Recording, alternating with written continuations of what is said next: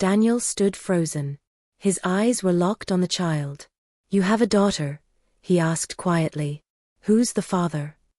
Jaden froze. Her back straightened as she lay in the hospital bed. "This is a family matter," she said. "It's none of your business." Daniel stepped closer. "Are you serious right now?" Before Jaden could respond, Leroy stepped forward. His voice was calm. "This is a family matter, so please excuse us." Daniel turned to him sharply. "A family matter? Then shouldn't you be taking care of your family? You've got money, right? So why is she working 2 jobs?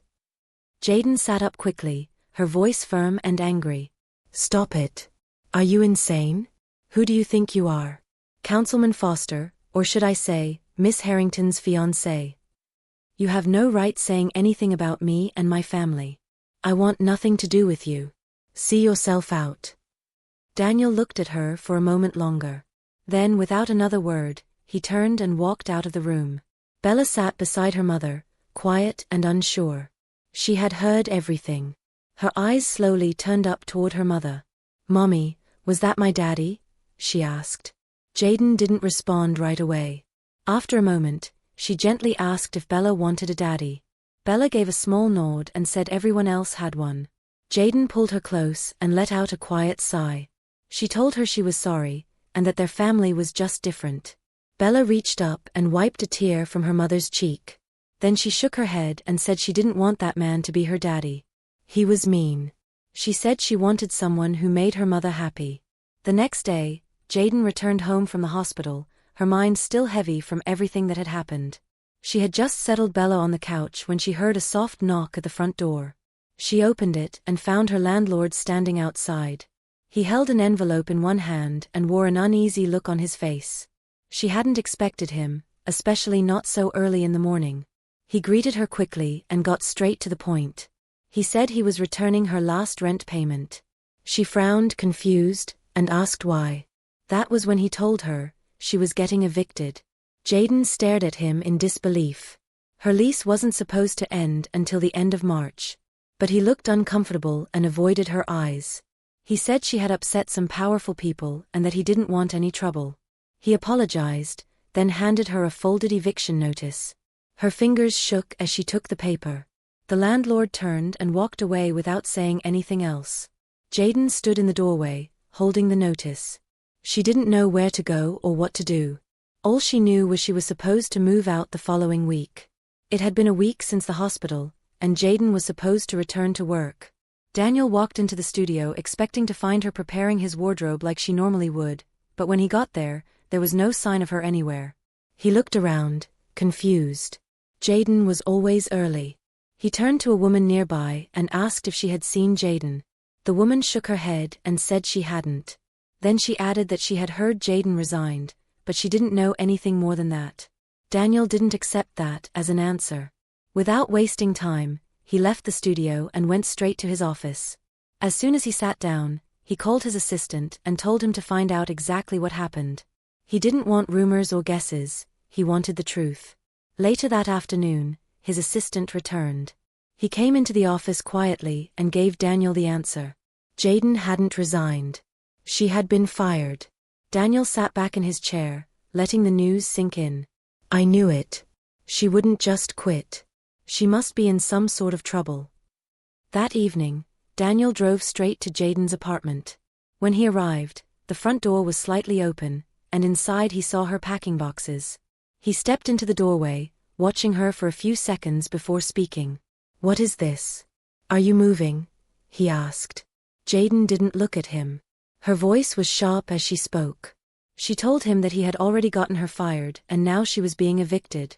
Then she asked if that wasn't enough or if he had just come to enjoy watching it all fall apart. Daniel stood still, surprised by her words. He told her he wasn't responsible for any of it, that he didn't do this to her. Jaden didn't say anything. She was sealing up another box when he spoke again. He told her he had an apartment she could stay until she sorted herself out, but Jaden quickly told Daniel to leave them alone. Daniel raised his hands, showing he meant no harm. He said she could hate him and stay angry at him for as long as she wanted, but he wasn't going to let her and Bella sleep on the streets. Jaden didn't want to go with him, but she also had nowhere else to go. A few hours later, they stood together inside an apartment complex. The moment they stepped in, Bella's eyes lit up. Near the corner window was a full shelf of children's books and a few toys. She tugged at her mother's hand, then ran across the room and began looking through the shelf, pointing out every colorful item she could see. Jaden gave a small nod, still trying to take in everything around her. She had never been in a place like this. Daniel walked quietly to her side and stood next to her. For a while, neither of them spoke. Then he said gently, "If you don't like the place, we could go somewhere else." Jaden turned to him right away. "First you ruined my life. And now you're playing Mr. Generous? Is this some kind of game to you?" "No, it's not a game. I think my mom and Kimberly are responsible for what happened. And I'm sorry about that." He paused for a second, then continued. "I'd like to make you an offer. How would you like to be the PR specialist for my campaign?" Jaden shook her head. "No. I'm not taking anything else from you." Daniel looked at her seriously. "Why don't you just think of Bella? Think of your future. You don't want her growing up lacking, do you?" Her arms crossed as she narrowed her eyes. "Is this a real job, or just your way of keeping me under your thumb?" He shrugged slightly. "Whatever you prefer." "I want a real job," she said. "A no-strings-attached job." Daniel nodded. "Okay. You're hired." Jaden let out a sigh. Then she turned away, whispering under her breath, warning herself not to get pulled back into his life again. When she faced him again, she spoke lightly. "Well, it's getting really late. And as my new boss, it's kind of weird for you to be in your employee's apartment this late at night." Daniel agreed and stepped toward the door. But just as they began walking, Jaden suddenly collapsed. Her body gave in without warning, the weight of exhaustion and stress finally pulling her down. Daniel stayed with Jaden and Bella through the night. After settling Jaden on the couch with a blanket, he helped Bella get ready for bed. As he pulled the covers over her, she looked up at him with wide eyes and a serious face. "Do you like my mommy too?" Daniel raised an eyebrow. "Why do you ask? Who else likes your mom?" "A lot of people like my mummy," she said proudly. "She's beautiful." Daniel cleared his throat and nodded. "What about Leroy? Is he very close to your mom?" She shrugged and said Leroy only came over when they needed help. That told Daniel enough. Jaden and Leroy weren't really involved. It was just support, nothing more. Bella's expression changed. She looked down for a second, then asked quietly, "Why are you being so nice to my mom? Do you want to be my dad?" Daniel paused. He wasn't expecting that. Then he smiled and asked gently, "What do you think?" She stared at him seriously and said, "I'd love a dad like you." Daniel looked at her with warmth in his eyes. "Then why don't you be my little Cupid and help me win your mom back?" Bella folded her arms like she was thinking very hard. "Only if you promise never to make her cry." "I promise nothing but happiness," Daniel said gently. "For you, and your mom." The next morning, Jaden stepped out of her apartment. She hadn't expected to see anyone. But just as she turned toward the elevator, the door across from hers opened. Daniel stepped out and locked his door. They both paused when they saw each other. "Well," he said with a small smile, "we run into each other again." Jaden blinked, surprised. "You live across the hall?" He gave a casual nod.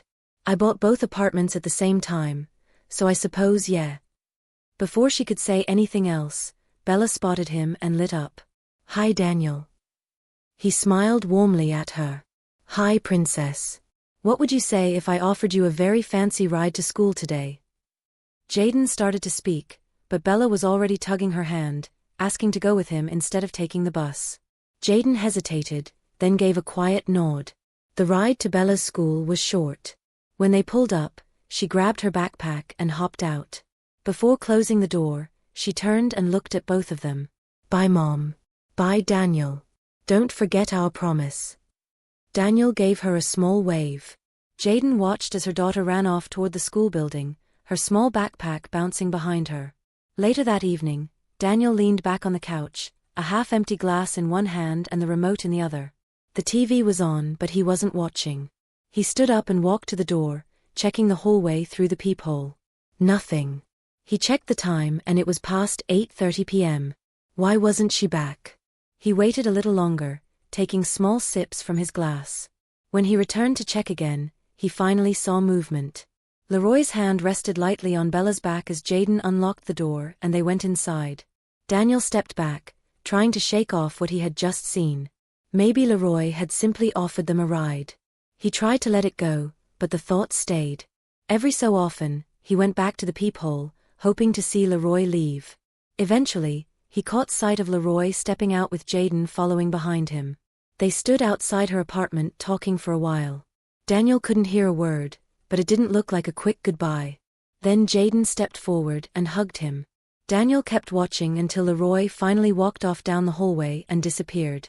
Without thinking, Daniel set his glass down, stepped into the hallway and went to knock on hers. Jaden unlocked the door and opened it just a little, then blinked at the sight in front of her. Daniel stood there with his shoulders low and eyes unfocused. The smell of alcohol hit her immediately. He asked if she had something for the headache. She said yes, grabbed the medicine from her cabinet, and told him they should go to his apartment since Bella was asleep. They crossed the hall, and she stepped inside. "How much did you drink?" she asked without looking at him. Daniel leaned against the doorway. "Not enough to forget you and Leroy spending 43 minutes in your apartment." She turned to face him. "Are you stalking me now?" Daniel didn't respond. Jaden filled a glass with water, placed it on the counter beside the pills, and slid it toward him. He took them silently, and she gave a small nod, ready to leave. As she turned, her foot caught the edge of the rug. She stumbled, but before she could fall, Daniel stepped forward and caught her. His hands landed at her waist, steadying her gently against the counter. She stood still for a second, her back pressed lightly to the surface. His hands didn't move, and she glanced down at them, then back at him with a clear look that told him to let go. He didn't. "Not until you tell me what the hell happened in that apartment." Her eyes narrowed. "That's none of your business, Mr. Foster. And I thought we agreed to keep this professional." "This is very much my business," he said, holding his ground. "What are you talking about?" He told her he didn't want just a professional relationship. He wanted her. Jaden looked at him, unsure if he was serious or just speaking out of impulse. She asked if he was out of his mind and told him to get a grip, but he didn't flinch. His voice stayed calm. He said he was thinking clearly, that he knew exactly what he wanted, and he kept his eyes on hers the entire time. The next day, a knock came hard and fast. Daniel opened the door without hesitation, already knowing who would be on the other side. His mother, Eleanor, walked in before he could say a word. Her expression was tight with no attempt at pleasantries. She told him that Kimberly had waited at the bridal shop for 2 hours, standing there with no groom in sight. Her tone was accusing, full of disbelief. Daniel let out a slow breath, worn down by everything and no longer interested in explaining himself. He told her plainly that there wouldn't be a wedding. Eleanor froze, her eyes narrowing like she needed to hear it again to believe it. But he didn't flinch. He met her gaze and repeated it without hesitation. He was calling it off. She stared at him for a long moment, then let out a bitter laugh. Without holding back, she reminded him exactly who he was dealing with. She said Daniel would be eaten alive before he even saw it coming. But he stood firm, steady in his decision. Her arms folded as she stepped in closer, calling him infatuated. "That's all it was," she said, "just a passing obsession with a woman who had no place in his life." "It's not an obsession," he said. "She was the one who got away because I listened to everyone else instead of myself. I'm not making that mistake again." Eleanor's face hardened further, as she processed his words. She didn't argue this time. She simply told him to do whatever he wanted, then turned toward the door. He answered without hesitation, making it clear he would. Across the hall, Jaden had just reached her door when voices caught her attention. She paused. Eleanor's sharp tone carried through clearly, and she heard Daniel's voice responding. Then she caught the words, "No wedding." That alone was enough to stop her in place. She listened to them argue, then went inside and quietly closed her door behind her. A few minutes later, she heard another sound, the sharp slam of Daniel's door. Jaden opened hers again, crossed the hallway, and stepped into his apartment without knocking. Daniel was still standing where his mother had left him. "Why would you cancel your engagement to Kimberly?" she asked. You're about to have everything. I mean, you're about to be governor in a few weeks. Why would you give that up? Daniel looked at her with calm certainty. I've been listening to what other people have been telling me to do my entire life, he said. I've obeyed my mother. I've sacrificed love. I've settled on marriage. He took a step forward. Do you realize that if I were still following her rules, that would mean not seeing you anymore? Hating you, even? And I can't do that. You know why?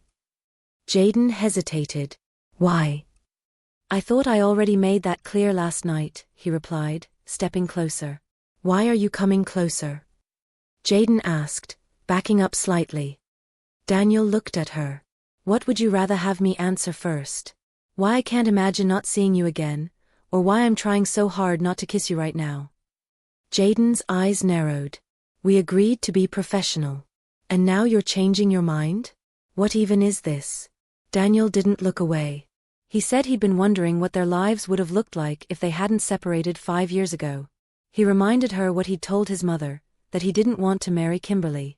He wasn't going to sacrifice his happiness just to protect some political future anymore. Jaden's voice tightened. She asked if he even knew why she left back then. She told him she did it for his future, that she walked away so he could have the life he dreamed of. And now here he was, ready to throw it all away. Daniel looked at her closely. What do you mean by that?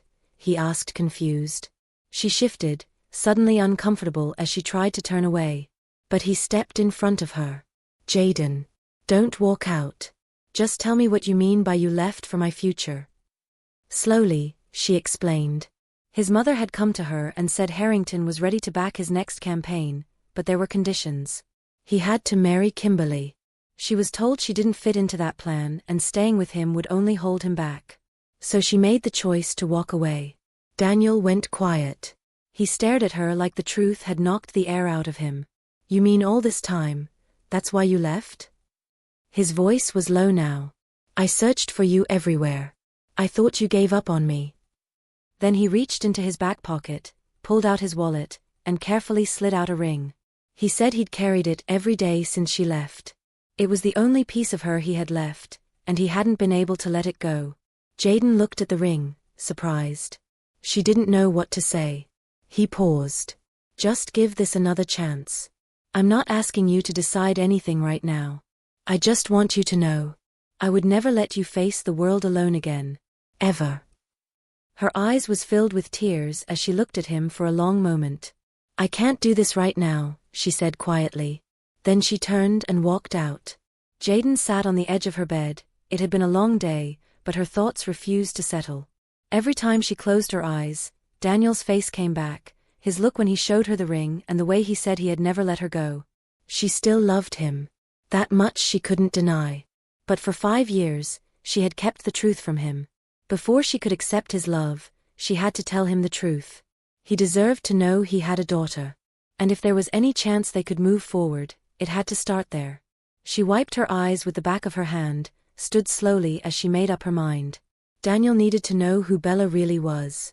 Daniel sat quietly in the far corner of the restaurant, barely glancing at the untouched glass in front of him.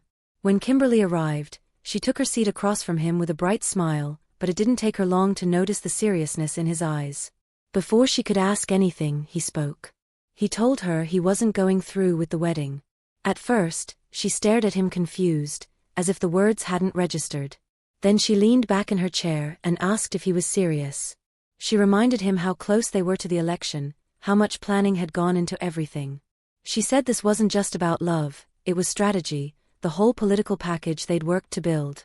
But Daniel knew exactly what he was walking away from.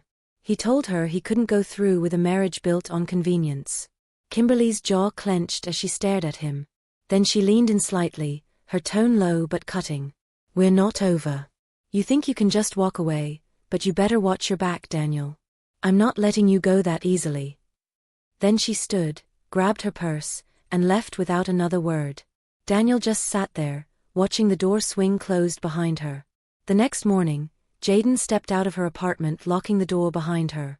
Just as she turned, Daniel came out of his too. Jaden took a deep breath as she looked at him. She hadn't planned how to say it. There was no perfect way to tell someone they had a child, especially after 5 years of silence. Then Jaden spoke. Her voice was steady, even if her nerves weren't. Daniel, I need to talk to you. It's important. Daniel nodded and held the door open, letting her walk ahead into his apartment. Jaden stood inside for a moment, gathering her thoughts. You've been saying you want to be with me, she began quietly. And I couldn't let that happen. Not until I told you the truth. Because we have too much at stake, and because I've been lying to you. I really hope you can forgive me. There was a pause, then she said the words. Bella is your daughter.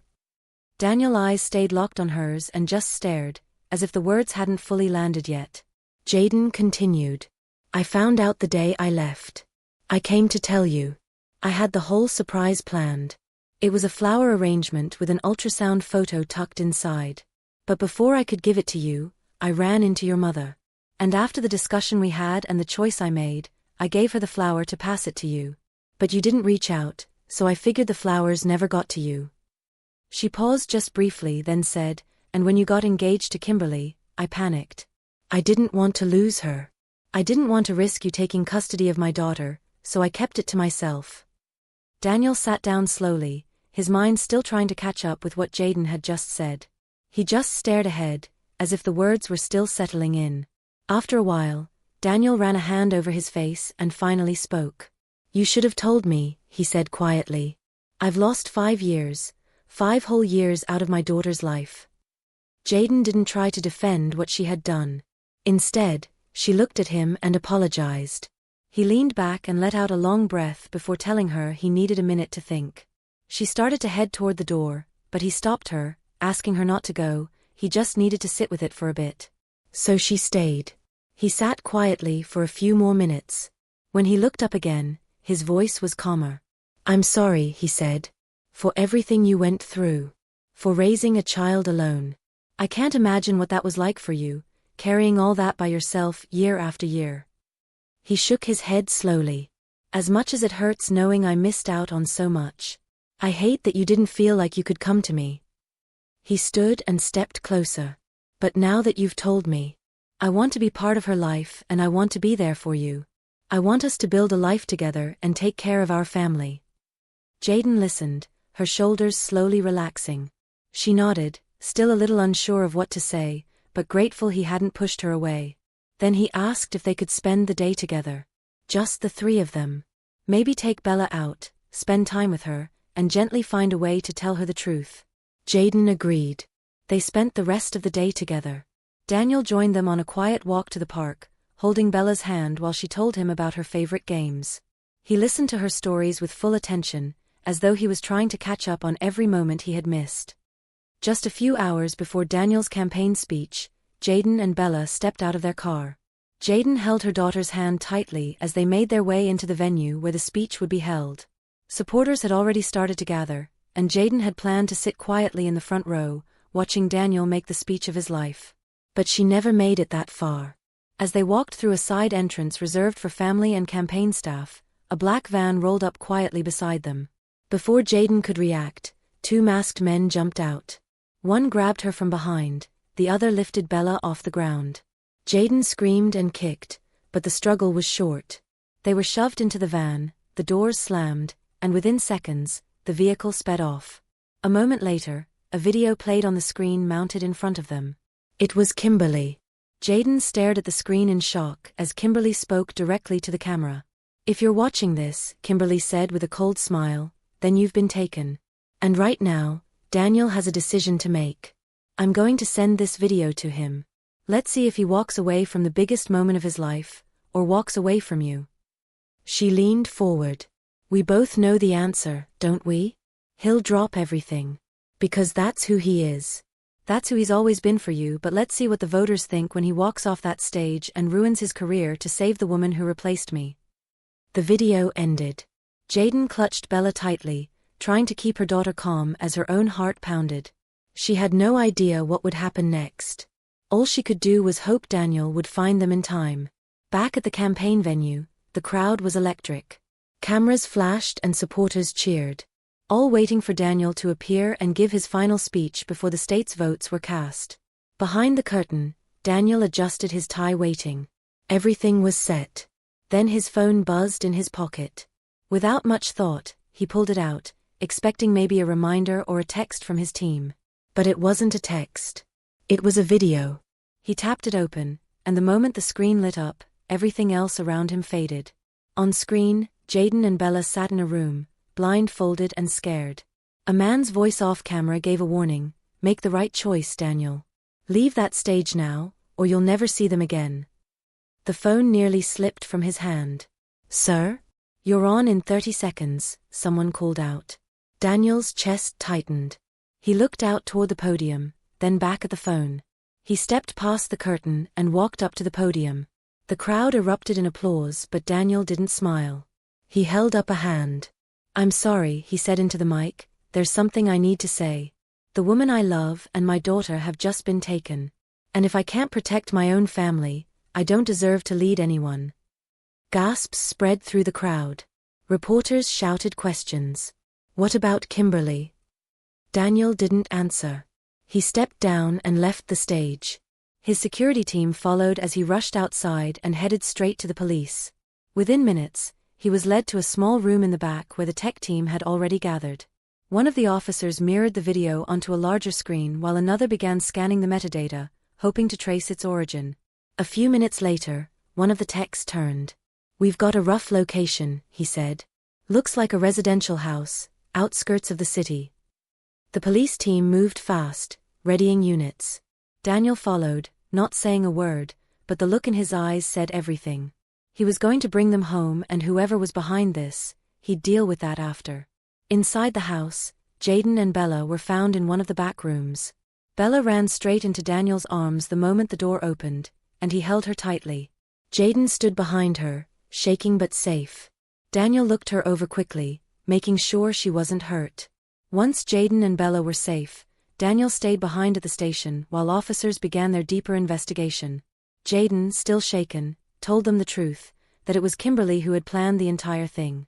That was enough for the police to dig deeper. Police confirmed Kimberly's connection to the house, and with Jaden's statement, an arrest warrant was issued immediately.